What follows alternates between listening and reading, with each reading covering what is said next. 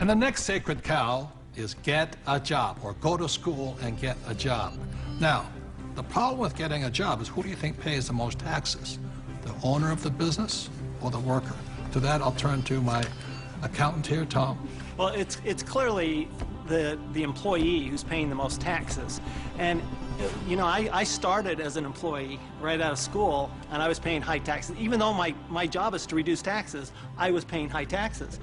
And then I started, I know, ironic, isn't it? and then about 15 years ago, I started my own business. I started my own CPA firm, and I was now self-employed, and I was even paying more taxes.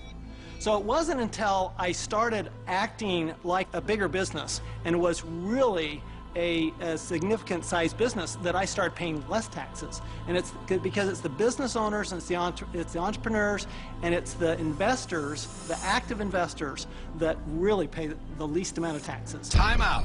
During this program, you'll hear a lot about E, S, B, and I, also known as the cash flow quadrant. E stands for employee. Employees have a job. S stands for self-employed, small business, or specialist, like a doctor or lawyer. These people own a job. B stands for big business, 500 employees or more, and these people have other people working for them. And I stands for an investor, and investors have their money work for them. Now, my poor dad always said to me, go to school and get a job, and he wanted to become an employee or a specialist like a doctor or a lawyer. My rich dad said, if you want to be rich, you have to be on the business owner or the I side. And that's the difference between my rich dad and my poor dad. If you look at the cash flow quadrant, you have the E, S, B, and I. The people that go to school are on the E and the S side. The S stands for specialists like a doctor or a lawyer, and E's are employees. But doctors and lawyers pay the highest taxes, right? Oh, by far. It's those people that are self-employed, because not only are they paying the highest income taxes, they also get the privilege of paying Social Security taxes and Medicare taxes on everything they earn. So they're paying extra taxes just to be in that S quadrant. Right. So when you go to school, again, this academic and professional, you go to school, and my mother wanted me to be a doctor. If I had followed in that footsteps, I'd be paying the highest tax possible.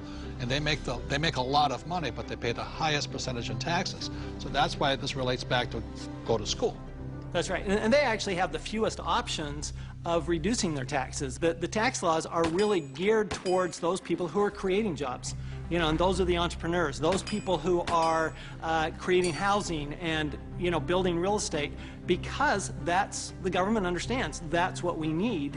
You know, we want the private sector to do that, and so we're rewarded for doing what the government wants us to do. And that's really all the tax law is. It's a system of rewards for people, what the government wants you to do. Plus, you know, the other part of it, too, is this whole idea of getting a job. There was some kind of a myth out there that goes with get the job, get a safe, secure job. And so that by getting a job, somehow you're going to be taken care of for the rest of your life.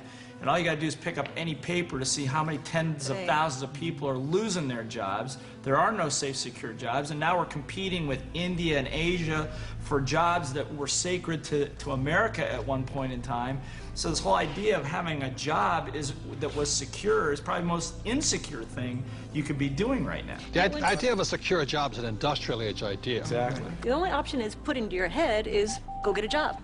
And I wasn't around, I wasn't around entrepreneurs, I wasn't around business owners growing up, I was around employees. When I first started my company 15 years ago, I went back to my class reunion, which is always an interesting thing, and I remember saying to them, yeah, you know, I started a company about 5 years ago, and they looked at me like, oh, and some of them even said it, they go, you're so brave.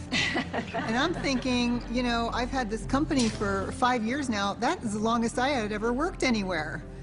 See, without financial education, you have to get a job. What's tragic today is so many people losing their jobs, they go back to school to get another job, but they're now competing with their kids, you know. That's insanity. So we're not saying jobs are bad, we're just saying as entrepreneurs, our job is to create jobs. The government doesn't really create jobs. They need more entrepreneurs. I didn't even know there was another option growing up. I didn't know there was another option. I didn't know, I thought all you could do was get a job. So again, it's not right or wrong to be an employee, but I'd like to know what my options are. Right, because when you were in school, did they say, go to school, get your diploma so you can become an entrepreneur? No. I mean, you'll never hear that in the school system. No, they said work your way up the ladder, get the bigger paycheck, get a better job, higher pay. But you're right, job is the only option that you'll hear in school as a rule. And job stands for just over broke, you know? Well, to me, the real issue with the job is it's the highest risk profession you can have because you only have one client. Now, when I started my business 15 years ago, it was after being fired from a job. And what I recognized was that, I had no control over my life because I had one client. That was my employer. Whereas now I have hundreds and thousands of clients. One client fires me, it's not the end of the world. Now my risk has gone down considerably, almost to nothing, where when you have a job, I mean, it's just a high-risk play. Plus, the other thing is you're in complete control. That's the piece that I like. I like being able to, if I lose a client or You're an entrepreneur because nobody would hire you. I'm unemployable, there's no question. Tell the truth. But it's nice, like if you're going to lose some business or you do lose some business, you can go out and generate business and fill that gap. Financial security is more important than job security. Time out. E's and S's get punished for making mistakes, or they lose their job. B's and I's get richer from their mistakes because they learn from their mistakes.